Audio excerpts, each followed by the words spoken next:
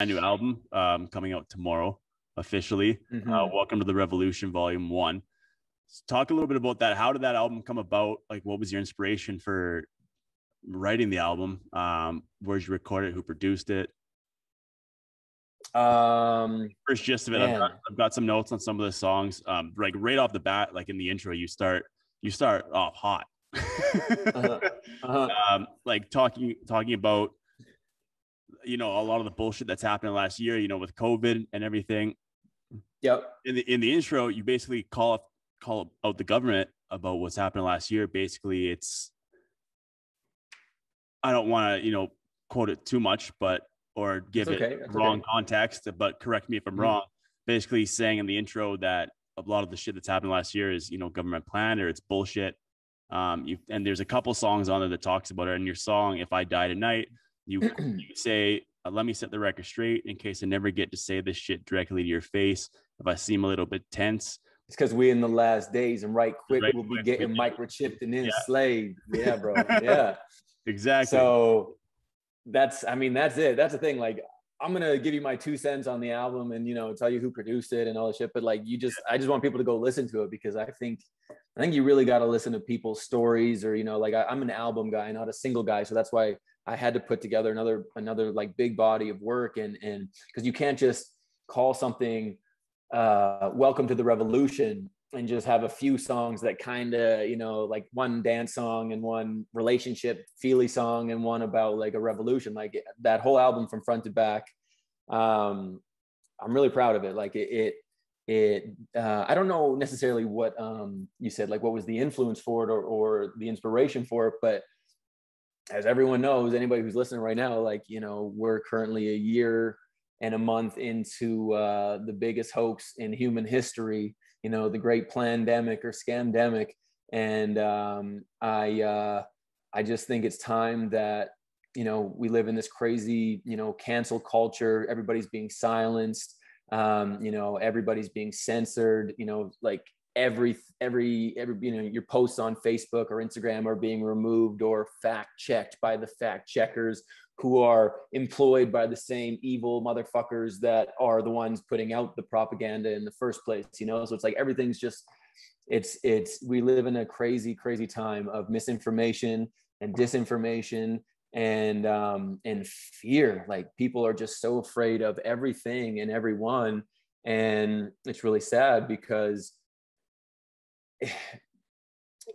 people are just living with veils in front of their faces. I mean, and literally with masks in front of their faces and walking around wearing visors and shit. And it's like, how can we, I don't know, man, this album, it's just one of, my probably favorite rapper of all time is Tupac.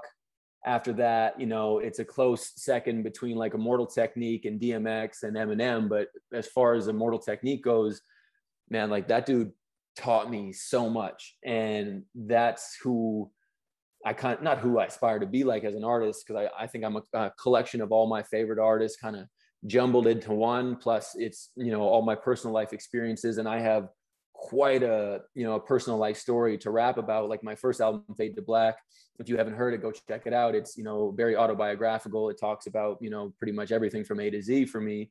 And I produced that album after I got stabbed in the head and died on the way to the hospital. So that album for me was like if I was going to die tomorrow, I got to get everything out, And this new album a few years later, and I wrote that album years ago, and this album that just is coming out tomorrow, like you said, there's that one song, If I Die Tonight, which it's probably one of my favorite songs, if not my very favorite song I've ever written, because there's just so much information and energy and passion that's in it. Because it's like, before I was telling you, if I die tonight, I want you to know my story. But now it's like, if I die tonight, I'm older. I'm in a different place in life. I got a baby on the way. I got people I got to take care of. So if I die tonight, I want to make sure before I go, what's going on. Like, it's like if my little man grows up and puts on some headphones, I want him to know like, oh, damn, Big Papa was dropping some game. Like he's talking about this and this. So I want this. It's for anyone, man. Like it's a revolution album. It's for the rebels. It's for people that are going against the grain right now and against society, because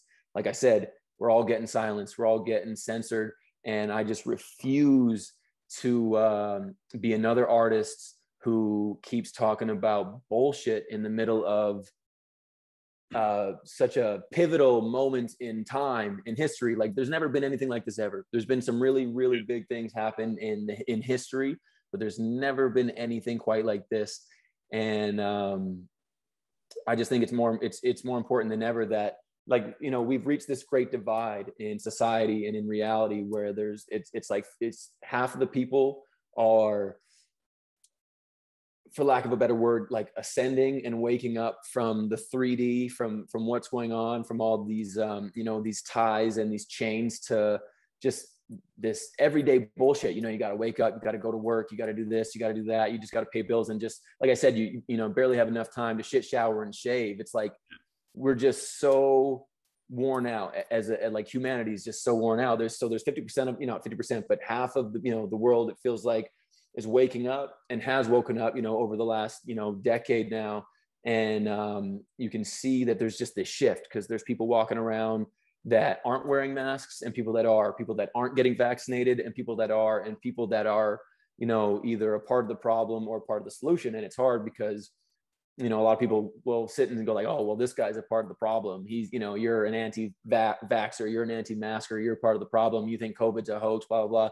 It's like, and that's fine. Everyone can have their opinion, but I'm not trying to tell anyone what to believe, what to think, you know, what side to fight for. But I am telling everyone that it's time to, like, I'm just laying out the facts for you.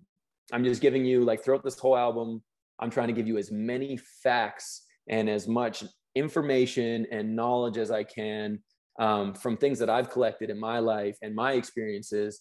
And for everyone, it's different. But like I said, I had the really rare or unique opportunity to peek through the looking glass in 3 really satanic industries: modeling, acting, and music. Like I said, I scratched the surface of like greatness, of $1 million deals in all 3 of those categories. And somehow, once I made it to that Y in the road, like, you know, it was like God pulled me out and said, no, you're not ready for that yet. Or, you know, that's not what I have planned for you. Yeah, you got to wait. I got something bigger planned. And thank God he did, because at the times, you know, I was just, you know, just a young dude who thought I knew a lot of things at the time. And, you know, like we talked about, you never know